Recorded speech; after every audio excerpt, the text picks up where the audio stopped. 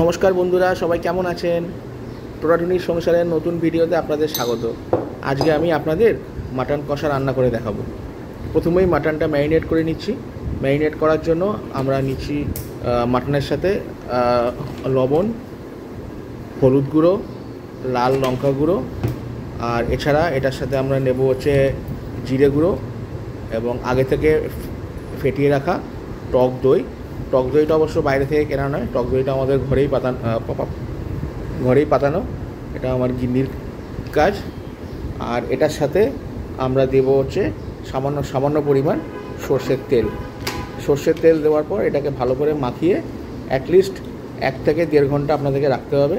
1 থেকে 1.5 ঘন্টা রাখলে, এবং চেষ্টা করবেন এটাকে অবশ্যই এই সময়টা ফ্রিজের মধ্যে রাখতে, কারণ ঠান্ডার মধ্যে রাখলে ম্যারিনেশনটা ভালো হয় গরমের থেকে। তো আপনারা দেখছেন সমস্ত মশলা দেওয়া হয়ে গেছে। এবার মাংসটাকে হালকা করে একটু সব কিছুর সাথে মিশিয়ে নিয়ে আমরা আমরা 2 ঘন্টা থেকে মতো আমরা এটাকে ফ্রিজের মধ্যে রেখে দেবো।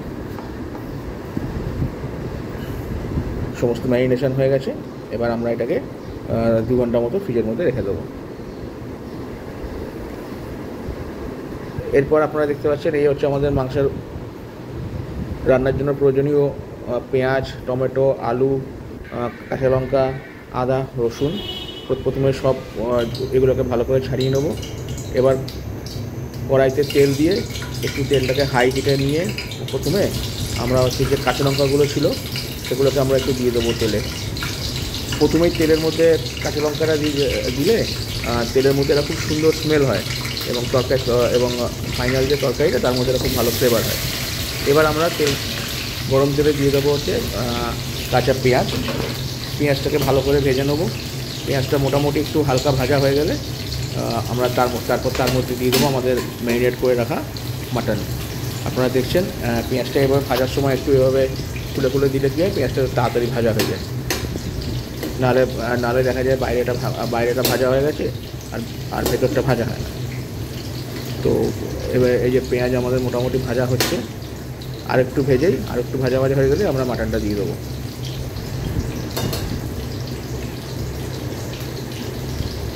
পেঁয়াজ মোটামুটি ভাজা হয়ে গেছে, এবার আমরা তেলের মধ্যে মাটনটা দিয়ে দিচ্ছি। এই সময় গ্যাসের ফ্লেমটা হাই রাখাটাই ভালো, লো রাখলে মানে হয়তো জল বেরিয়ে আসে মাংস থেকে। তো আমরা চাই জলটা বেরোক, কিন্তু সেটা একটু পরে বেরোলে ভালো। আগে বেরোলে মাংসটা ভাজা হওয়ার আগেই সিদ্ধ হয়ে যায়, তাতে স্বাদটা ভালো হয় না।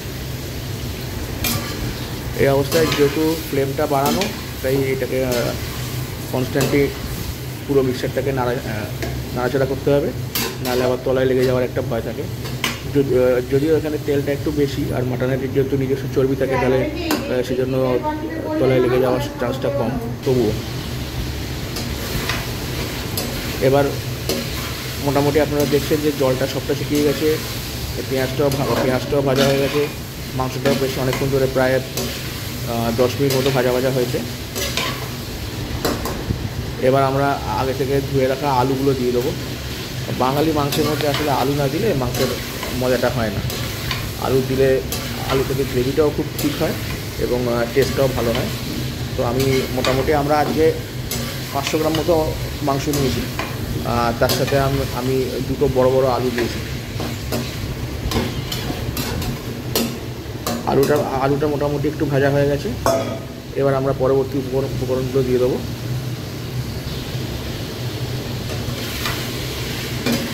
আমরা এরপর দিচ্ছি কেটে রাখা টমেটোটা এই অবস্থায় দিয়ে একটু ভালো করে ভাজা করে নিলে টমেটোর যে কাঁচা গন্ধটা, ওই গন্ধটা চলে যায়।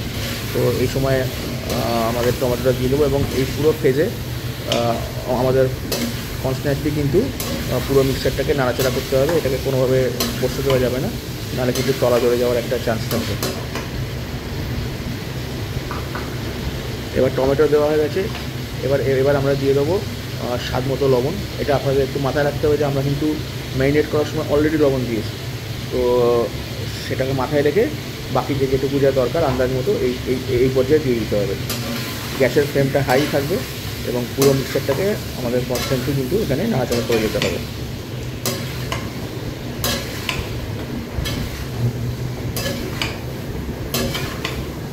মোটামুটি জিনিসগুলো ভাজা হয়ে গেছে। জলটাও মোটামুটি নেই। আর এবার আমরা পরবর্তী উপকরণগুলো দিয়ে দেবো। এরপর এখন আমরা দেবো যে আমাদের আদা, রসুন এবং তার সাথে একটা টমেটো এবং একটা পেঁয়াজ আর 3টে কাঁচা লঙ্কা, এটা আমরা একসাথে মিক্সিতে পেস্ট করে নিয়েছিলাম। তো এই পেস্টটা এখন দিয়ে দেবো। এই পেস্টটা দেওয়ার আগে অবশ্যই মাথায় রাখতে হবে যে পেঁয়াজ বা যা যা উপকরণ দেওয়া সেগুলো একটু ভাজা হয়ে যায়। কারণ এই পেস্টটা দেওয়ার সঙ্গে সঙ্গে জল বেরোয়। এই জলটা বেরোনোর আগে পেঁয়াজটা ভাজা হয়ে যাওয়াটা জরুরি, নাহলে কিন্তু পেঁয়াজটা ভাজা হবে না এবং পরে ওটা একটা কাঁচা গন্ধ থাকবে। এবার আমরা পুরো মিক্সারটাকে আবার আমরা নাড়িয়ে দেবো। হিটটা কিন্তু এই পুরো সময় আপনাদের কনস্ট্যান্টলি হাই রাখতে হবে। এখনও গ্যাস কোনোভাবে কমানো যাবে না, হাই হিটেই পুরোটা করতে হবে। পেঁয়াজ আদা রসুনের পেস্টটা ভাজা হয়ে গেলে যখন দেখবেন আস্তে আস্তে তেল বেরিয়ে আসছে, এবার আমরা বুঝবো যে আমাদের মশলাগুলো ভাজা হয়ে গেছে। এবার আমরা অ্যাড করবো আমাদের গুঁড়ো মশলা। এখানে আবার বলে রাখবো যে আমরা কিন্তু গুঁড়ো মশলা সবই, যেমন লাল লঙ্কার গুঁড়ো বা হলুদ গুঁড়ো, ধনে, জিরে, এগুলো সবই কিন্তু আমরা আগে ম্যারিনেট করার সময় দিয়েছি। তো এটা মাথায় রেখে বাকি যে পরিমাণ যেটা মনে হয় যে আপনাদের যেটুকু আপনারা স্পাইসি খাবেন সেই মতো করে এই সময় আপনারা মশলাগুলো দেবেন। মশলাগুলো একটা করে দেওয়া হয়ে গেছে। এবার আবার পুরো জিনিসটাকে ভালো করে মিশিয়ে নিতে হবে। আপনারা দেখছেন এই সময় থেকে কিন্তু মাংসের রঙটা বদলাতে শুরু করে দিয়েছে এবং এই সময় স্মেলটাও বেরোতে শুরু করে দেবে। যদিও ভিডিওতে আপনাদের স্মেলটা আমি বোঝাতে পারবো না, তবে এই সময় থেকেই আপনারা স্মেলটা পেয়ে যাবেন।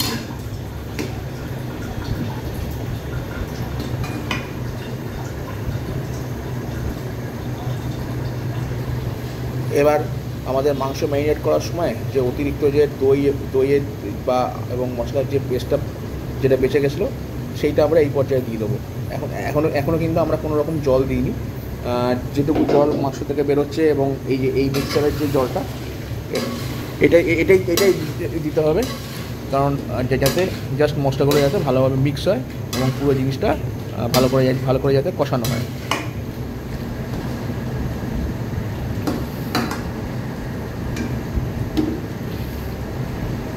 এরপর আমরা আমাদের এই যে মিক্সারের মধ্যে যে মশলাটা লেগে আছে ওইটা ধুয়ে ওই জলটাও দিয়ে দেবো। এটাও খুব কম, জাস্ট মশলাটা যাতে চলে যায়। এবং এই সামান্য পরিমাণ জলটা আর কিছুই না, বাকি মশলাগুলোকে মিক্স হয়ে ভালো করে ভাজা হতে এবং পুরো মাংসটাকে কষাতে সাহায্য করে। তো আপনারা দেখছেন হাই ফ্লেমে আস্তে আস্তে উপরে তেলটা ভেসে উঠছে, তার মানে আমাদের মশলাগুলো অলমোস্ট কষানো হয়ে গেছে। মশলা কষানো শেষ। এবার আমরা আগে থেকে গরম করে রাখা জলটা দিয়ে দেবো। পরিমাণ মতো জল দিতে হবে জাস্ট মাংসটা সেদ্ধ হওয়ার জন্য। এবার এই অবস্থায় এখনও কিন্তু গ্যাসের ফ্লেম হাই আছে, একটু মিক্স করে এবং আমরা মশলার মধ্যে কিন্তু আগেই গরম মশলাটা দিয়ে দিয়েছি, ওটা আমি আপনাদের বলতে ভুলে গেছি। এবার আমরা ঢাকা দিয়ে গ্যাসটা এবার কমিয়ে দেবো বলতে মিডিয়াম করে। এবার মোটামুটি 20 থেকে 25 মিনিট এটাকে করতে হবে। 20-25 মিনিট হয়ে গেছে। এবার আপনারা দেখছেন আমাদের মাংস কিন্তু রান্না শেষ। যেহেতু আগে 2 ঘন্টা আমরা এটাকে ম্যারিনেট করে রেখেছি এবং দই দিয়ে করেছি, তো মাংসটা সেদ্ধ হতে বেশি টাইম লাগেনি, মোটামুটি 1 ঘন্টার মধ্যেই পুরো রান্নাটা শেষ হয়ে গেছে। আপনারা আমাদের এবং আলুগুলো দেওয়ার জন্য আমাদের ঝোলের কনসিস্টেন্সিটাও খুব ভালো হয়েছে, একটা থিক গ্রেভি হয়েছে এবং তেলও বেশি নেই, তো গন্ধ তো ভালোই বেরোচ্ছে। আশা করি আপনাদের ভিডিওটা দেখে ভালো লাগলো। আপনারা যদি ভালো লাগে তাহলে ভিডিওটা অবশ্যই লাইক করবেন এবং আমার চ্যানেলটিকে সাবস্ক্রাইব করবেন।